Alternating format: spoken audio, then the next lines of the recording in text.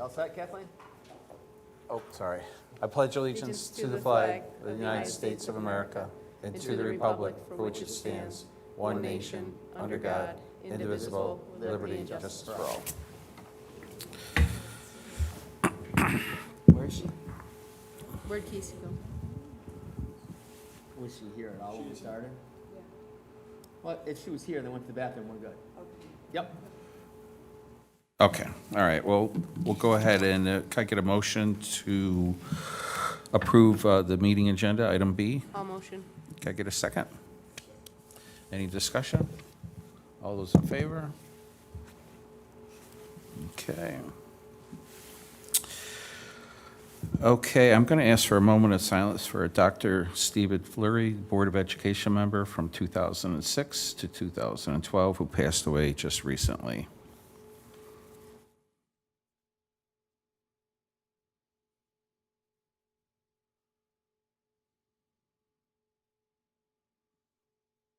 Okay, thank you. Sad news for sure. Item C, community open forum. Do we have any blue cards? No blue cards? Okay, on to item D, special presentations to the board. Mrs. So we have Smith. Christy Smith, yep, special education.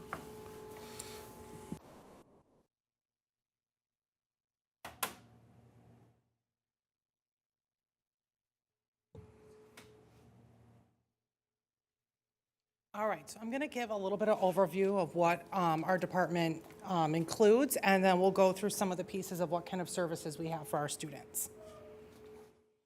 So our department includes students with disabilities, students with IEPs.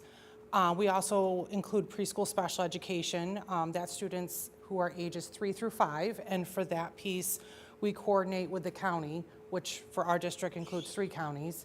As well as preschool agencies. They do the evaluations and then preschool related services and programming for special education programming. We also have students in our UPK program who receive services from the agencies such as speech, OT, PT, things like that. It also includes students with 504 plans. So that's a student who has a disability that impacts their life functioning, it impacts their learning in some way, shape, or form, but they may not necessarily need special education teacher services to provide support for it. They may need classroom accommodations, test accommodations, things like that. Our department also includes students in foster care, so we coordinate with the county. When students are coming to us from a foster care placement, we work with the county on what's called a best interest determination meeting. Where we meet with the previous school district and then with us and then the county official to determine which school district is the most appropriate for the student to attend. And then we also work with the athletic department on unified sports and Special Olympics, which for Oswego County, it's called OCOI, so Oswego County Olympiad Invitational. This is a brief overview of our numbers for students with disabilities, which would be students with IEPs, the preschool special education numbers, students with 504 plans, and then students who currently have foster care.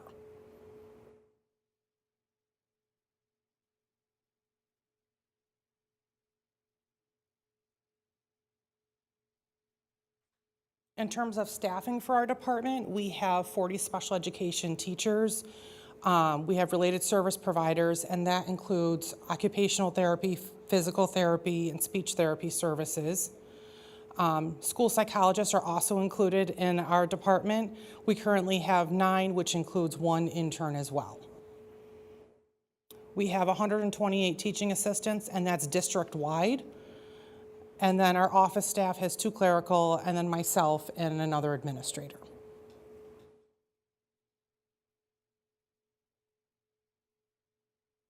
In terms of the programs and services we offer for our students, we have direct and indirect consultant teacher services. Direct consultant teacher means that we have a special education teacher who pushes into a general education class to support a specific group of students with disabilities. Indirect consultant teacher services is a special education teacher working with a general education teacher on what kind of classroom accommodations they can provide or how they can support students in their work. We also have integrated co-teaching services. We have that grades 1st through 8th. And at the elementary level, we have it in ELA and math, and at the middle school level, we also have it in science and social studies in addition to ELA and math. That looks like a special education teacher pushing in and teaching with the general education teacher during those core subject areas. We have 15-to-1 programming. That means there's up to 15 students in a class with one teacher. And then if students also have teaching assistants, we have that as well. At the elementary level, we have that in grades 4 and 5. We call it the Bridges program. That's housed at A. Cole Elementary. And students from any of our elementary buildings, Brewerton, Hawk, Hastings, if they qualify for the 15-to-1 class, they also can go to this program. It's not just for Cole students. At the secondary level, we have 15-to-1 programming in grades 6 through 12 as well.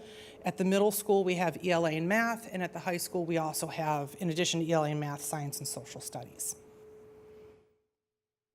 This is typically students who are functioning 2 to 3 grade levels below what their peers are functioning in terms of their reading skills, their math skills, things like that. We also have what we call the Foundations program, and that's 12-1, 3+1. So it's up to 12 students in a class, a special education teacher, and then up to 4 teaching assistants as well. We have 2 classes at Hastings Elementary for this, and we try to group them with K-1-2 and then 3-4-5.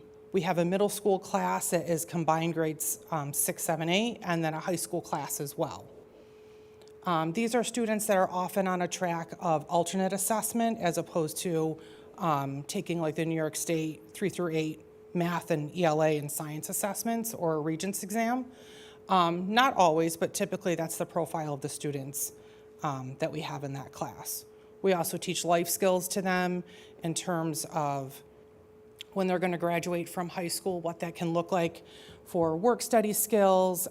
We have students who come down to the district office once a week that are like quote unquote selling us like coffee or tea to learn how to do that interaction, how to do the math, things like that. We have adaptive physical education K through 12. These are often students in our foundations class, not always, but typically it is. And that's physical education adapted to a level that's appropriate for their learning level. We also have in-district occupational physical therapy, speech therapy. We have counseling that's provided by both our school psychologists, our social workers, and school counselors. And then we contract out for some students for music therapy. And what that looks like is it's typically students in our foundations class who have limited communication skills, and music therapy helps enhance how they can communicate and how long they can communicate for.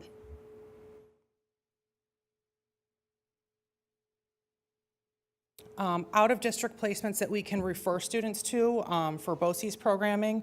BOCES has an autism design class, a behavior support class.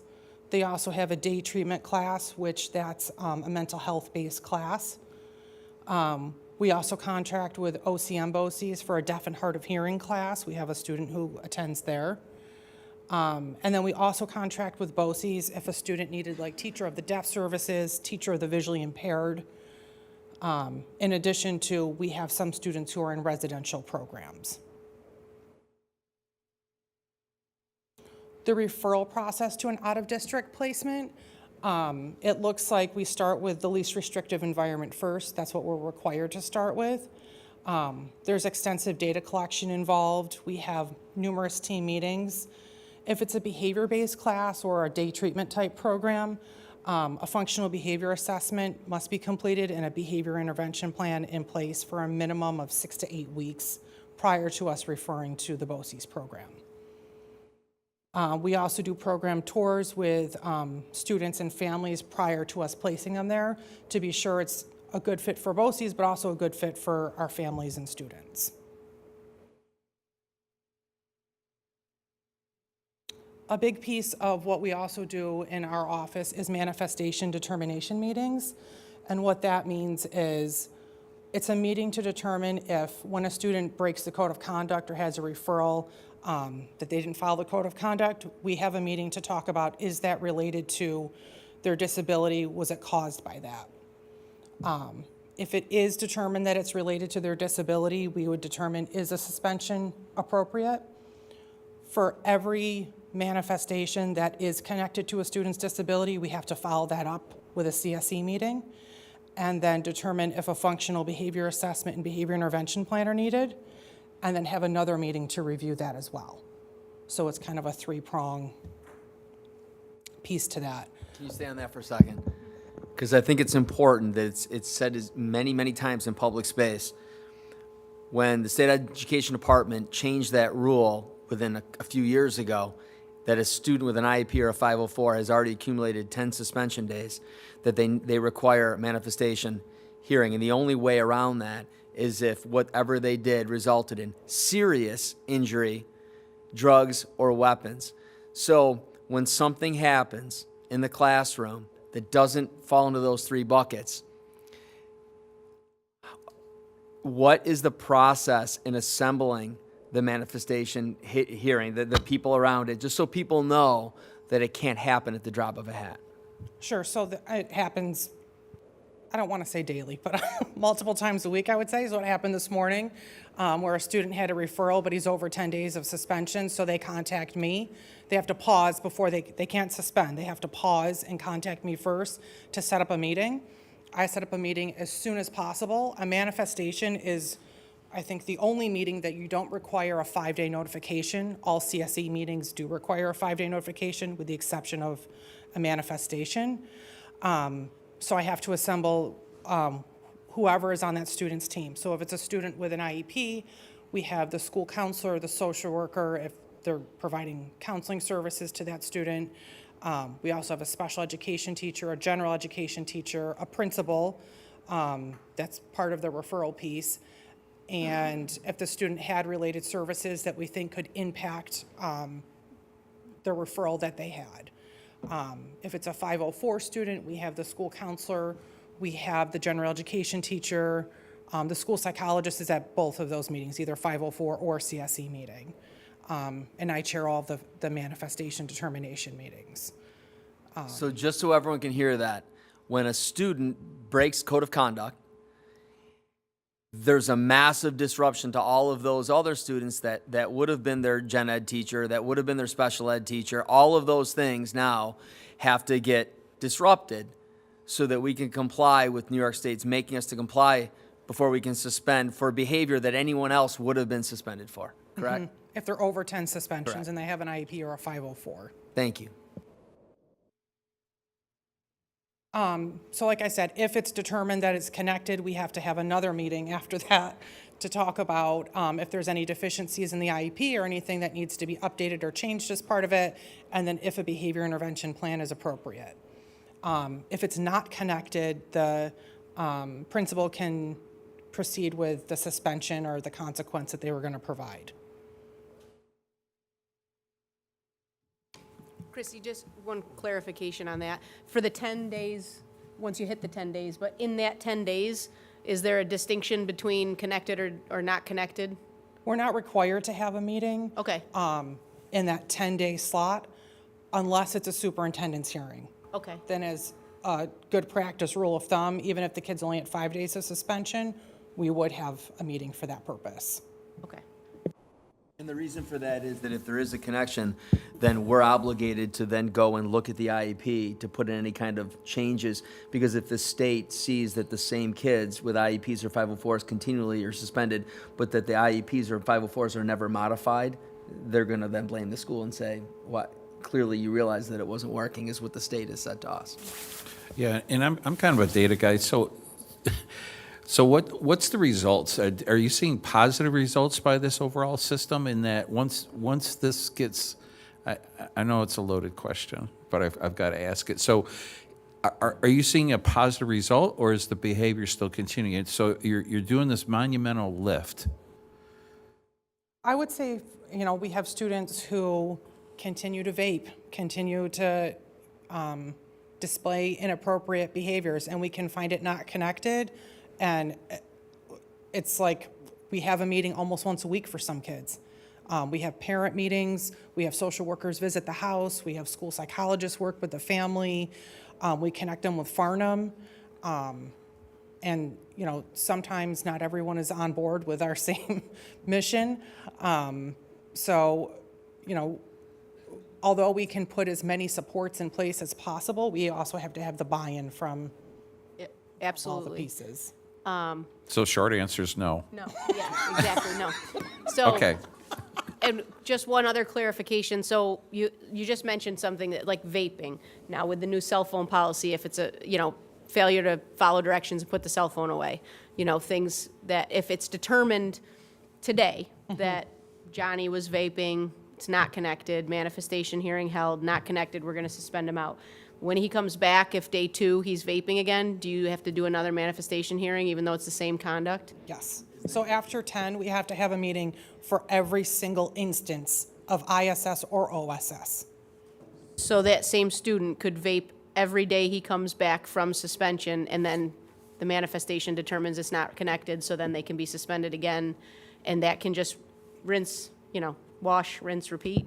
All, Like I said, unfortunately, we do have some students that we meet on a very regular basis. So to Steve's point, it's not helping. It's the state system. It's I not understand, this is not not directed at criticizing you. No, We're I, not criticizing you, but- absolutely not. But it just seems like for the same conduct, if you've already determined that it's not connected, there should be some type of streamlined process that, you know what I mean? Yeah, Like, I totally agree, absolutely. Yeah, because the lesson that needs to be learned is that once the student graduates and continues this behavior, they're not gonna be. that process doesn't exist in the outside world. Right, so In we have that- some students that say very inappropriate things verbally.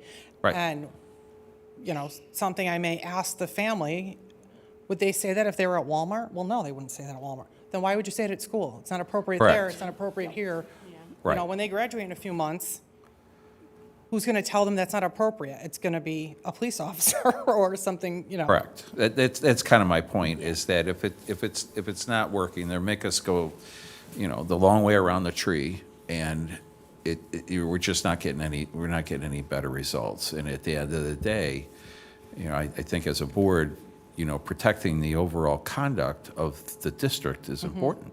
Absolutely. And that everybody needs to follow the rules and be a good student and hopefully become a good citizen. And if you're not going down that path, is a manifestation meeting every other day helping that? And I think it's important we discuss it here because we have situations where parents call Chrissy Smith, call the principal. They'll call me and they'll say, there's a kid in the room. My heart goes out to them. Clearly they got special needs, but they're a distraction for my kid. I want the special kid removed from that classroom. And we say that we can't do that. And parents get frustrated. So the more that we can talk like this in open session, that people understand that we have rules that we have to follow from the state education department, it's the better for everybody because at least then they know.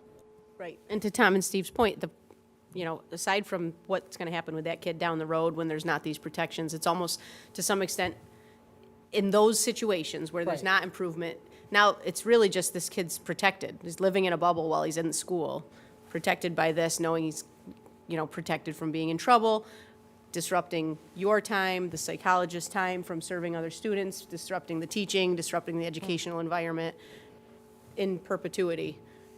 For what positive Right. purpose, you know? We also have a manifestation, if a parent requested it, say, we're not up to 10 days yet, we're at 7 days or 5 days, they can always request one and we would go with that. Like I said, every suspension beyond 10 days, every instance of ISS or OSS. And then, like Tom had said, we can suspend prior to having a manifestation meeting for drugs, weapons, or serious bodily injury. Yeah, and this might be a silly question, but could we write a policy to extend that paragraph? Drugs, weapons, serious bodily injury, personal conduct, Is there any way we can extend that out? Okay. We can't, policy can't supersede regulation, like when the 10-year came out and the state said it's, instead of 3 years, now it's gonna be 4. And I remember having a conversation with the board members not here anymore. I said, well, can we make a policy that says 3? We can't have a board policy that supersedes regulation. I wish we could.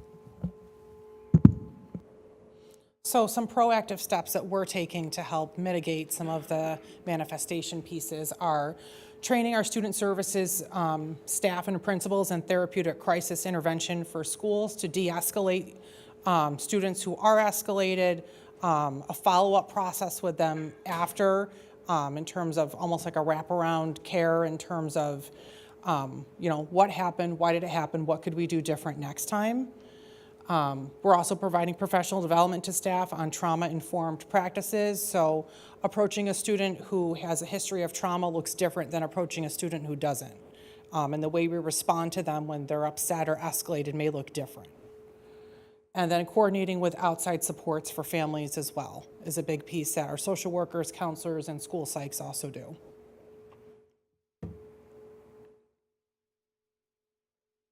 In terms of extracurricular activities, we have unified sports, which right now we have bowling and basketball. So we have special education students at the high school level that participate in this. And then we have general education students who are like their helpers that join them on the court or on at the bowling alley as well. And then our Special Olympics, like I said, it's called OCOI.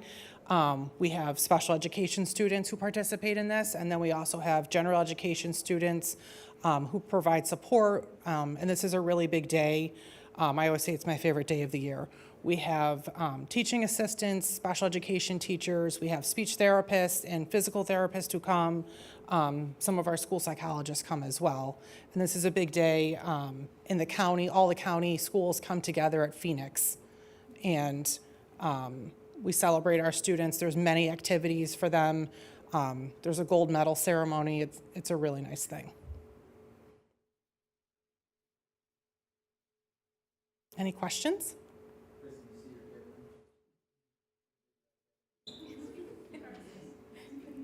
Oh, I didn't even notice what you were saying. No questions? No, just a big thank you for what you do each and every day. It does not go unnoticed, and it's a heavy lift, and just thank you for it. Thank you, Chrissy. Thank you.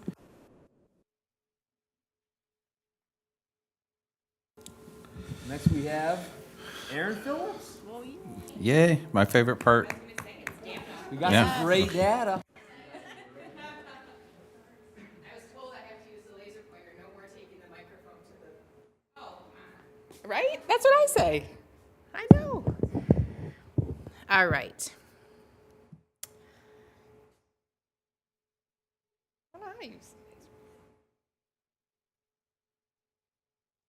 That's for another day. All right, so mid-year data. So I thought about it, I worked with Brent. I wanted to focus a little bit differently this year, change it up a little bit. So what we're gonna look at is, we always talk about growth, but it's always in a different manner. So Brent showed me a new tool, a new toy, and because he and I are a little bit of a data geeks, we had a little bit of fun with it. So the presentation looks a little bit different, but we're gonna look at some composite trend data from the beginning of the year to show that the students are retaining the information that they learn the previous year because they're coming in and you're gonna see the trend lines and where they have come over the last few years. We're gonna look at growth from beginning of the year to middle of the year. The Tinkerplots is the program that we're going to use. It's still Dibble's data, it just looks different. And then we're going to, within the program, we're gonna look at how the students' achievement level, so where they're functioning, and how much growth was made, because a lot of times we see sometimes those kids in the blue and the green that are going backwards, so it'll be fun. Yeah. All right, so here is the trend data that that I was talking about.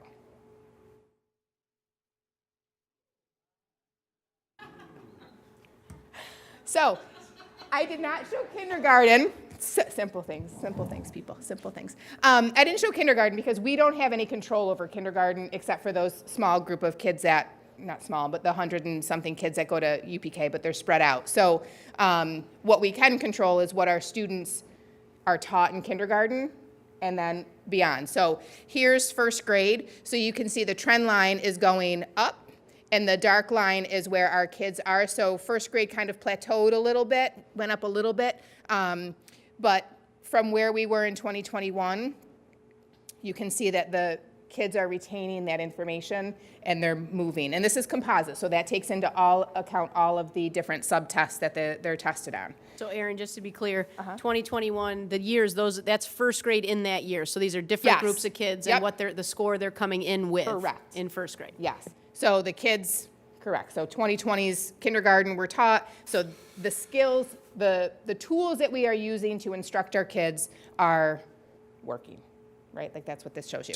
So could you talk about how big of right, so we got a 329 up to a 343. But how does that equate to performance and just, I'm searching for the best word to use, in that, is that you struggle to get them to 329, but now we're starting out at 343. How much better is that has happened? Right? Am I following this right?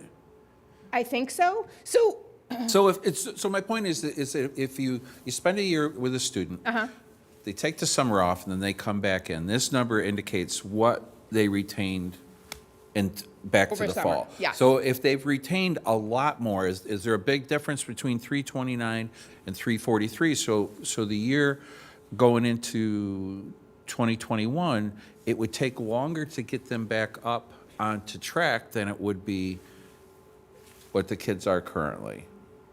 Well, so let's look at second grade, right? So Okay. this group of first graders that left first grade went into second grade, and you can see, because 2021 is where we started using our M-class system, where it pulls our data, so it's kind of housed there. So that's why this starts in 2021, because that's where our data set kind of starts. Right. So you can see that those first graders that are leaving first grade are then coming in, and their data is on the upward trend too. So it's not just the one grade level, it's all of them, and we're gonna see 2 through 5, or 3 through 5 on the next slide. So back when we were down at 320, 329, 326 for incoming second graders, to get a slope like that shows continuous growth, which is what you want. So I mean, before, when we were looking at it, we didn't really know what that summer slide did, right, or where they were. But this shows that our kids are retaining that information. So there are kids who do have the summer slide that they don't retain it or whatever. Sure. But as a whole in our district, this is district perspective, and the changes that our teachers have made instructionally are holding. So they're at least holding. They're 'Cause, holding. like, when And I they're look moving, at, because they're going up. So if they were just holding, they would be 343 and then, right? for like sure, for 343. each second grade class that comes in. Is But like, better. if I look at 2023, 342.8, and then they would have been second graders in 2024. So they Correct. started the year at 342.8 in first grade, but then in second grade, they started the year, well, that one's 0.1 down.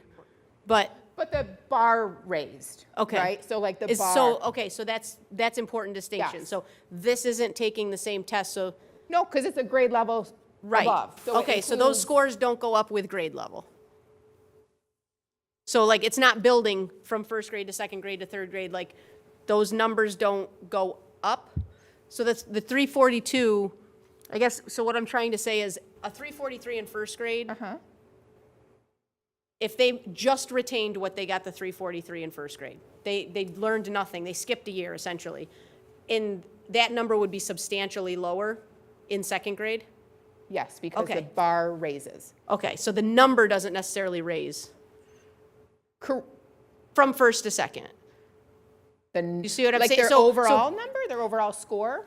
Yeah, She's saying like, if you look at 2023 first grade, Yeah. whatever that number is. 342.8, 342. Now look at 2024, the second grade. 343 point, oh, So that second It grade? looks like They looks went, like they It regressed. looks like they went almost down 0.1.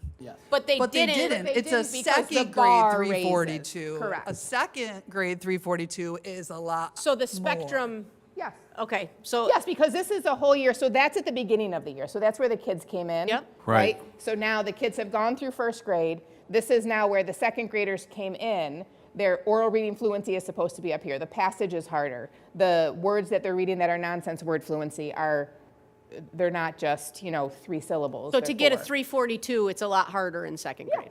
Okay, that's what I'm saying. So it's Yeah. not like that level isn't 380. Correct, no. Okay, so it's, all right. Yeah, and I think this is phenomenal, Yes, this is right? great. Right, because Right. you see, like, that's the trend line, because a lot of times when you see trend lines, there are sometimes peaks and valleys. To have a stagnant, or not stagnant, but a steady. Yeah, not negative at all. Incline is huge. That's great. Is huge. So then here's 3, 4, and 5. So it's very similar, right? 5th grade, that 1 year, that was a dip, but then it kind of shifted and worked its way back up. Not too sure. It happens. It does. And that 2022 5th graders. 2022 5th graders. 2023 6th graders. 2024 7th. Yeah, potentially. So it's staying true to all the grade levels, which is what you want to see. So it's good, positive information, which you always wonder, where is that summer slide? What are we, is what we're doing enough? And this shows that the kids are retaining those skills because they're able to apply it to harder passages, more difficult skills. So proud of our teachers, proud of our students for sure. All right, so here's my new Tinker Plot thing. So, Well, for a colorblind person, this does I nothing know. for me. I know, I'm sorry, but I can't do it any other way. I'm teasing. All right, no, I'm not going to do that. I'm going to use it. All right, so I'm going to teach you this new thing, all right? So it's still PSF, the phoneme segmentation, which is what we looked at last year and the year before that. So it's still the same data set, same subtest. This side is their achievement level, all right? So some students are well below benchmark, below, at, or above. Down here is the growth that was made for these students. So these red lines right here, you want to be on this side of the red line, growth-wise, right? So you see if you're a student who struggles, right, in that phonological awareness skills, but you're over, so you're over here, but your growth is on this side of this red line. So you're you're a struggling student, but you're moving and you're making above average growth. This is where gaps close, right, when you're over here. So we want to see students over here. Up here, these are going to be your red or your green and blues that have gone the other way, because these are students who are at benchmark but are making well below average growth for this skill. So this is where you start sliding backwards, right? So for teachers to see, and each one of these dots is a student. So if we were actually in the program Tinker Plots, we could click on this student and see who he or she was. We could click on that student and see who or she, who they are. We can go into our system and see what errors they're making. So is it a specific vowel sound that they're getting tripped up on?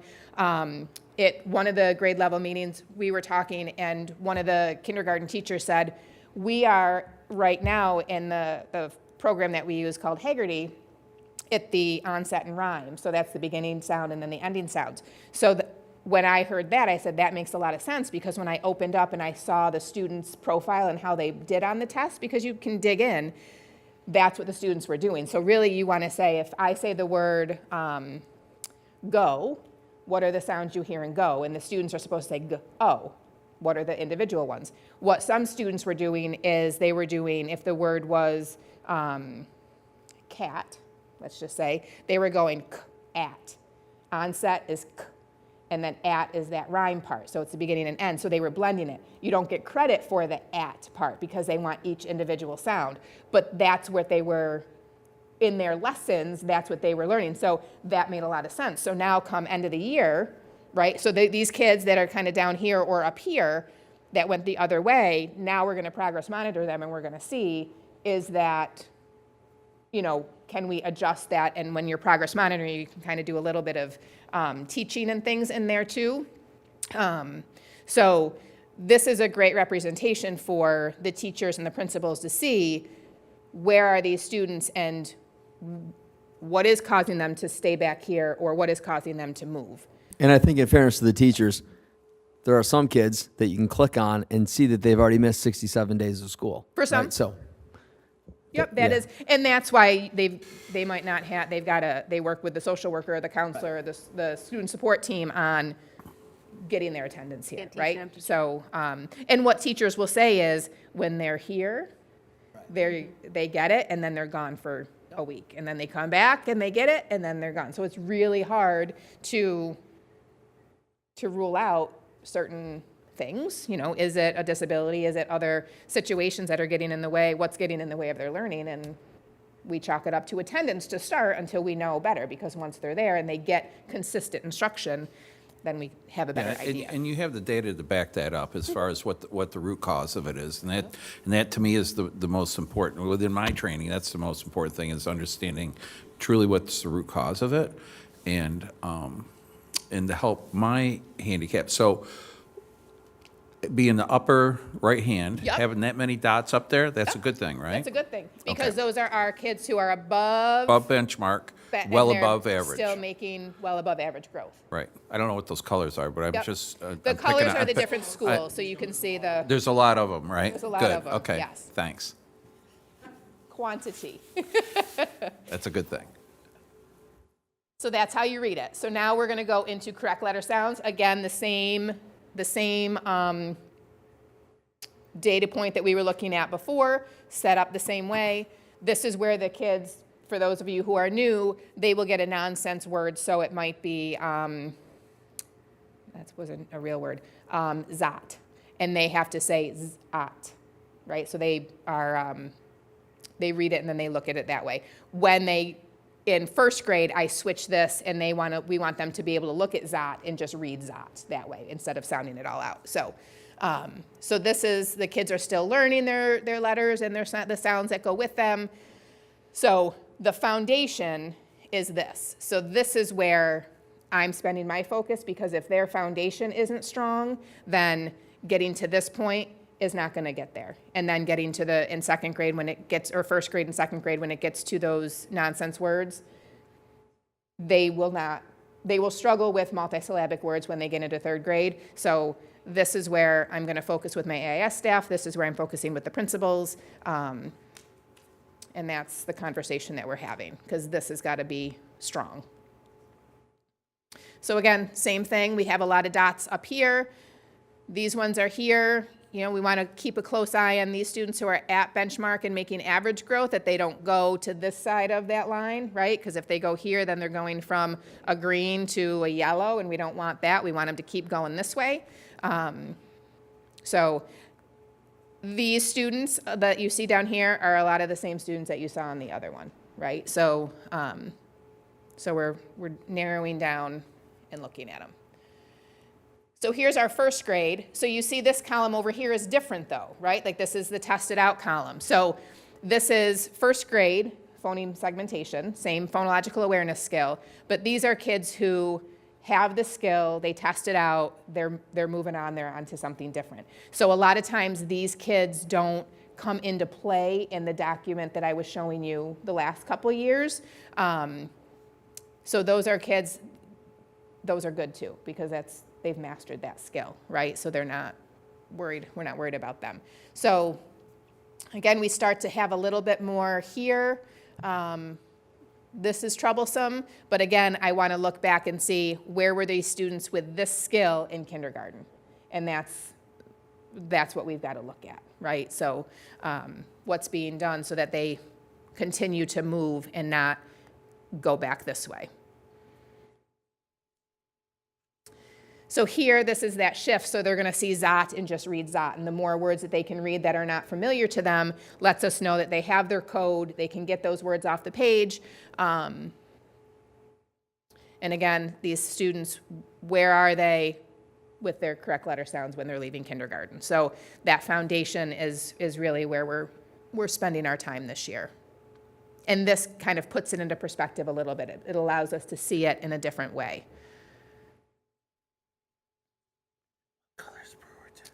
And then here's our second grade with the same skill, read, look at Zot. And again, a lot of them tested out that are up here. Next color is pink, then orange is Hastings, and then green is North. Thank you. And then here's our second grade ORF, which is that oral reading fluency. So this is, we got a lot here who are at benchmark, but at this mid-year mark, right, that passage increases. So if students aren't reading enough and they're not in text doing the hard work themselves, they're not practicing enough, and that's what this shows us. So those are the conversations that principals are having at data meetings with their teachers, because that's what that comes down to. Now, if some of these students, when we click on them, are low down here with those other skills, we've got to fix that before we can go on, because when they get to third grade, it'll be a struggle, right? So we've got to work on that foundation. So that's my focus this year for our readers. And then here's the third grade, words read correctly. And remember, once they get past third grade's like our last ditch effort, right? We want to get those kids on grade level by third grade so that they are successful beyond. So we've got a group that tested out. Over there, you see them. But then we still have this, and this is what we're trying to prevent. We'll get there. And then here's their ORF.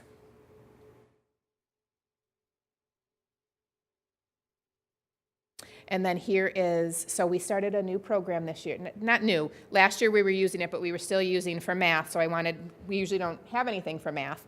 But we have Happy Numbers, and that is a program that all of our elementary kids, UPK to 5, are using. And it gets them where they're at. So if they're struggling with single-digit addition in second grade, that's what they're still working on. But then we've got some kids who are in first grade that are working on telling time. Just depends on their skill level, so it adjusts to their levels. And they take placement tests. And this is where our middle of the year assessment results were. So They cut it in half between yes, below and meets. yep, It was about almost 1,000, and then it's 500. yep. That's good. So it's, and the kids love it. It's fun. It's, engaging for them. And we kind of set parameters on the data or the time on Chromebooks for the kids for both Boost and Happy Numbers, because we don't want them just on it all the time. So we've got some limitations to it. But they're on it and they're liking it. And the results are showing. Then here's So the Erin, just to clarify, so Happy Numbers is kind of, is it a testing thing that they do? Or what you just said makes me think it's more of like a program they can play in their free time? No, it's during math or intervention time. Okay. So if they're like, it's a center, But is it like a game? it's game, not really, because they'll have like, so I've seen like the kids are counting if they're working on one-to-one correspondence. So a bunch of oranges will go across and they've got to count the oranges and they type in the number. And then if they don't get it right, it'll kind of it'll give them, like reprompt them to do it again. It might show them, let's say 5, and then it'll roll out 5 more oranges again and the kids count and then hopefully they get 5. So Okay. just repeated exposure. The placement test is timed, and the teachers can go in and see if they rush through it and reset them and have them do it again. So these scores are the placement test scores? Yes, these are yes. So this is where they were at the beginning of the year to the middle of the year. So you can see that they're improving. This is like the similar bar that we had last year. So the placement test at the beginning of the year for second grade, we had 48 kids that they didn't reach that benchmark, and this time we had 18, right? So you can see these green bars are increasing, which is the on-grade level Good. results. So, yeah, so it's good to see because we really haven't looked at math. We haven't had a tool. So this is a tool that is helping us and our kids. So, and then there's 3 through 5. Gets a little bit trickier here because the skills, are different. But hopefully the work that they're doing will help improve this. Still improving. Any questions? I learned the point. I think it's just awesome. I mean, it really, I think about my time on the board and where we were 7 years ago compared to where we are today. It's just phenomenal work Yeah. by you folks, and it really, Yeah, and the teachers have not been, I'm not going to say they haven't been afraid to take chances and learn something new, because there's always that fear, right, when you're doing something new, but they have, because they're seeing the change in the kids and they're seeing the progress that's being made, they are jumping in with both feet and what can we do? And there's not a elementary building in the district that doesn't say rework groups and rework, who's best here, what's going on, and the groups are changing constantly, and that's what you want to see because you're using that data to drive your instructions, and we're not going to keep a student who's ready to move back here when they're ready to go. Let them go, let them fly, and we'll give them, maybe 15 minutes here instead of 40 here with, kids. So they give them the skills and they're moving on. So yeah, I'm very proud of everybody. yeah, and I pity the person that comes in with a brand new program, right? Oh, I've got something new today. Yeah, get out, Right. right? Just We've be had clear some with my. conversations about programs. Some of my AIS teachers, they don't really like when I say, no, we don't need a program. No, We don't need it. And if we do, if we're having a struggle, what is the program that's going to fit that based on our data? So it's not just we're going to put this out there because it's easier, it's pre-planned and all that. Nope. no. This is phenomenal. Yep. And so. just to piggyback that, so what I've been able to see Aaron do with the elementary principals in my 10 years here, my first year here, remember, I oversaw then the 5 elementary buildings, and I was personnel director. And, well, teachers were doing a great job, admin doing a great job. There were literally 5 separate islands, and they were just doing things totally different, and the benchmarks, like, they weren't there. We didn't have the data like this, and when I look at it now, that was a monumental lift, and that's something that she lives and breathes with her team of teachers and admin, and I just say, and again, 2 of them are sitting right there. Kudos to all of you. Great job. Yeah, thanks.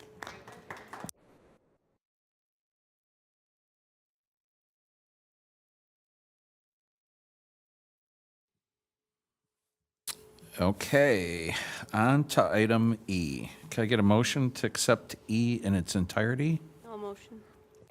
And second, any discussion? All those in favor?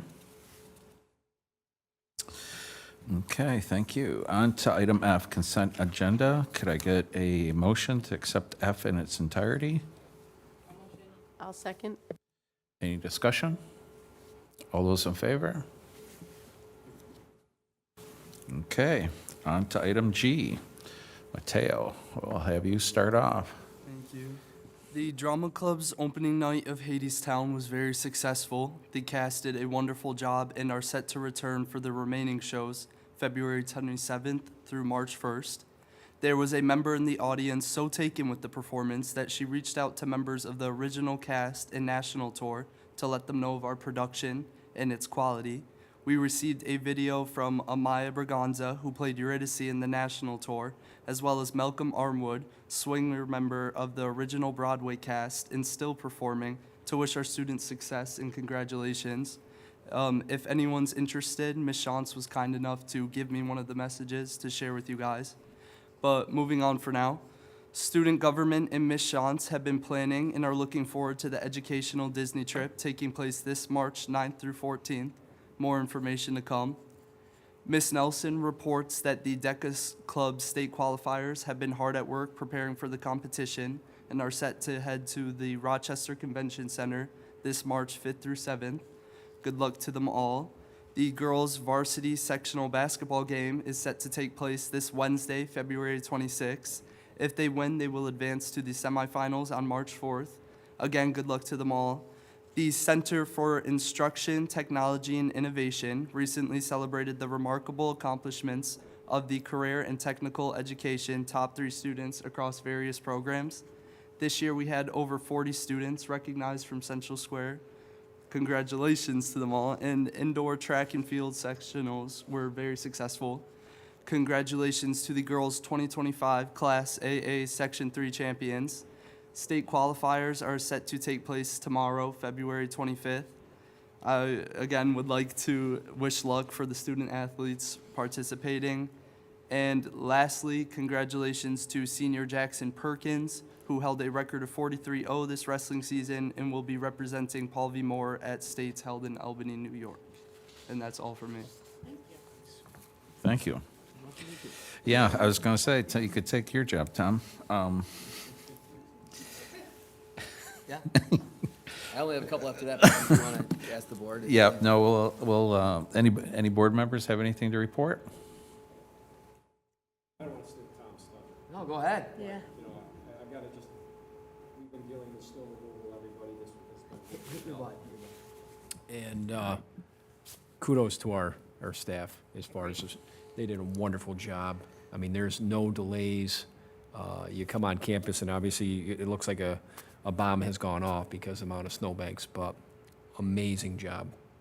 The fact that no issues with our roofs, they were prepared, says a lot about them. I can't say enough about it. Thank you. And ditto to that, and on top of Friday, before break. I know it seems like forever ago, but we had a remote learning day, and at least from what I heard and saw, it was seamless, you know, so I would like to share those kudos as well. I only have a couple Okay. now. Yeah. I should really. You did an awesome job, very thorough. Again, I was at the top 3 for City BOCE CTE in the morning and the afternoon. We only had 3 because the majority of our students are do the morning programs. We had more than I could even count. I want to say we had about 30 top 3 winners, which was phenomenal in the morning. So it was great being able to be there the week before break to share that with their families and the students. Kudos to, as you said, our athletes in the winter, done a wonderful job. Just want to give a couple quick updates. Just piggyback on what Ken said, the maintenance workers and the custodial workers, I say Herculean effort, it was. I was there with them. I got to see what they do, and I did it myself, and I did what I did for 9 hours, what they've been doing for the past several months with all of the snow. We got 100 inches of snow basically within 10 days, and they were phenomenal. I worked with some phenomenal custodians. These ladies were wonderful, tough on the roof at the middle school, on the back of the roof, where they had a whole system in place. They did a phenomenal job. And I also want to give a shout out to all the bus drivers that came in with all of our mechanics because they had to clear the whole bus lot. So when I was up on the roof in the middle school, I had the perfect view of this system that they had. And we had about 10 or 12 feet of snow that had drifted on top of the buses. So they had to dig all 70-something buses out. Then they had to move the buses. And then they had to clear out the huge bus cage area. And then we got hit with even more snow when I was watching them do this. So phenomenal job to them. I don't want to say anything negative to the districts that had to go remote today because you never know how much more snow people could get, but I'm just so proud of all the people that rolled their sleeves up so that we were able to open today because of the roof. And I will say kudos to Paul Brissett, who doesn't take any chances. The whole reason why my story was on Channel 9 was I got a phone call because parents were calling Channel 9 because they were concerned because there was rumors that the Walmart roof had collapsed. It hadn't. They were proactively, there were some leaks and whatnot from what I heard. And so parents were worried because all of our schools obviously were right here in Central Square. And so when Channel 9 called me to say that some of the parents were calling them and that they had sent out photographers to get pictures or videos, I said, I know, I'm looking at your truck right now. That's when they saw that I was there. But I made it a point to say, everybody was on the buildings. Paul Brissett spent the whole day, 2 days up here at the high school, and they all did a phenomenal job. Every single custodian, maintenance worker, my hats off to them, what they were able to clear and are still clearing is phenomenal. But through the whole time, they've been in contact with the engineers and the architects. And again, kudos to Paul. When we do our capital projects, we're always adding more steel framing, knowing the load that we could experience. This is what he had planned for. And again, Paul's a genius. The other thing, today was day one of the cell phone policy, and I just want to say to any parent that may be watching this or may hear me say this, I just want to say it publicly, that if you have a child that makes a mistake in a block, they have their phone, teacher says take it away or put it away, they do, there's not an issue. It's only when the kid keeps taking it out. And so for any parent or guardian, grandparent raising their kid, whoever that may be, if you know that there's a problem, and that your child or grandkid is going to be stubborn and not do it, please don't let them bring the phone to school. Let's just eliminate that whole standoffish, all that, and then we won't have to do it because we do have a board policy. The governor has been saying it all since spring of last year throughout the summer, and she's not slowing down. Her state of the state was that she's going to do it. And so we got ahead of that, and we did it the right way with feedback. So I did talk to some students. I don't know if Mateo was able to talk to some students, but the students at the end of the day said, we can use it in the cafeteria. We can use it in the hallway. It's not like we lose it the whole day. So, but again, for those parents that know that it's going to be a problem with their kid, please be a parent, be proactive, and just don't let your kid bring it. If you know that there's going to be something that could ultimately result in a suspension. Nobody wants that. Next thing, I just want to say what Chrissy Fishman said, remote learning. I checked in throughout Friday. Our principals were amazing. The elementary teachers were just either texting me or emailing me saying, we have all of our students. They're all in. The cameras are on. High school teachers, middle school were saying, this was great. And they're really saying it's different than the pandemic because they never actually got to meet their students, where now they built those relationships and the kids were logging on. Nothing's ever perfect, but I will remind people it was Friday before a long vacation. And even when they were in person, we wouldn't have had a lot of kids because it's a Friday before the long vacation. But again, hats off to our teachers and our admin support staff. They did a wonderful job because that was technically would have been our 7th emergency day. We have not used that many in my 10 years here. This has been a crazy storm. So with that concludes my superintendent report. Thank you, Mateo. Okay, on to item H. I will make a motion that the Central Square School District Board of Education hereby move into executive session to discuss a matter leading up to the tenure of one particular person with no action to follow. Can I get a second? Thank you, Christy. Any discussion? All those in favor? Okay, thank you very much, everybody. So we can go in there.